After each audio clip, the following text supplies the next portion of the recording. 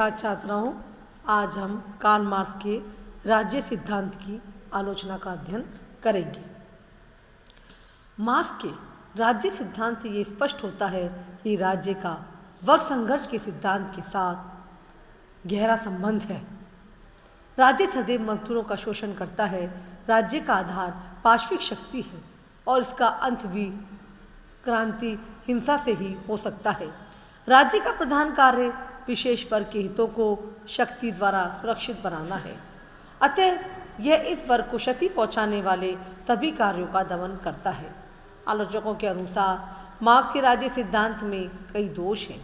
मार्क्सवादी सिद्धांत राज्य के अधिक पूर्ण और अधिक सच्चे स्वरूप की उपेक्षा करते हुए केवल एक रोगग्रस्त राज्य का अध्ययन करता है।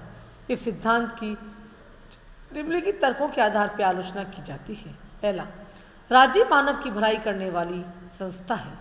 मार्क्स ने राज्य को शोषण करने वाली संस्था कहा है, जबकि देखा गया है कि राज्य तो व्यक्ति की सेवा एवं भलाई करने वाला संगठन है। राज्य का प्रधान कार्य व्यक्ति के उत्तम जीवन के लिए उपयुक्त परिस्थितियां उत्पन्न करना है। पेंसर जैसा व्यक्तिवादी विचारक भी इस दृष्टि से राज्य की उपयोगिता मानता है। नेक्स्ट है, राज्य एक कल्याणकारी संस्था है। मार्क्स ने क्या माना है कि राज्य को सर्वहारा वर्ग का शत्रु बताया है और कहा कि राज्य द्वारा ही पूंजीपति वर्ग श्रमिकों का शोषण करता है, किंतु वस्तु स्थिति इससे भिन्न है।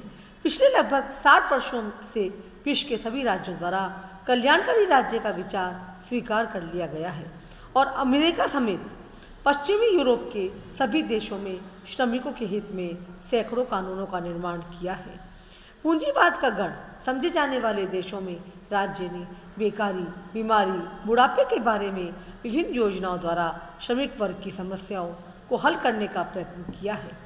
आज तो राज्य श्रमिकों के शोषण के यंत्र के रूप में नहीं, अपितु लोक कल्याण के उपकरण के रूप में कार्य कर रहा है। नेक्स्ट है हमारा, शांतिपूर्ण तरीकों से परिवर्तन संभव। मार्क्स के अनुसार बिना क्रांति और हिंसा के पूंजीवादी राज्य में परिवर्तन संभव नहीं है। समाजवादी समाज की स्थापना के लिए पूंजीवादी राज्य के विनाश का एकमात्र साधन हिंसा है, जबकि वस्तुतः इंग्लैंड, अमेरिका और भारत जैसे देशों में शांतिपूर्ण एवं वैध साधनों से पूंजीवादी राज्य का समाजवादी राज्य में रूपांतरण के सफल प्रयत्न हुए हैं। भारत में कानून बनाकर राजाओं के विशेषाधिकार तथा जमींदारी प्रथा का उन्मूलन किया गया है। नेक्स्ट हमारा आता है राज्य के विलोप की धारणा, कल्पना मात्र। मार्क्स राज्यविहीन समाज की कल्पना करता है। वह कहता है धीरे धीरे राज्य की व्यवस्था स्वयं समाप्त हो जाएगी। जिस प्रकार एक फूल अपने पूर्ण विकास के बाद स्वयं मुरझा जाता है, उसी प्रकार अंत में राज्य रूपी फूल की पंखुड़ियाँ कुम्हला कर गिर जाएगी और इस संस्था का लोप हो जाएगा। किंतु आलोचकों के अनुसार मार्क्स की भविष्यवाणी सत्य सिद्ध नहीं हुई। रूस में क्रांति को हुए 75 वर्ष बीत गए, किंतु राज्य का विलोप नहीं हुआ। गोर्बाचोव के सत्ता में आने के बाद तो सोवियत संघ पूंजीवादी लोकतंत्र के मार्ग पर चल पड़ा। साम्यवादी पार्टी पर प्रतिबंध लगा दिया गया। समाजवादी शब्द को USR के नाम से निकाल दिया गया और तो और खुली प्रतियोगिता अर्थव्यवस्था को प्रोत्साहन दिया जाने लगा। सोवियत संघ के विघटन के साथ वहाँ साम्यवाद को भी दफना दिया गया। इस तरह हमारे ये है मार्क्स के राज्य सिद्धांत की जो आलोचना है। राज्य मानव की भलाई करने वाली संस्था है। दूसरा, राज्य कल्याणकारी संस्था है। नेक्स्ट, शांतिपूर्ण तरीकों से परिवर्तन संभव। राज्य के विलोप की धारणा, कल्पना मात्र। थैंक्स।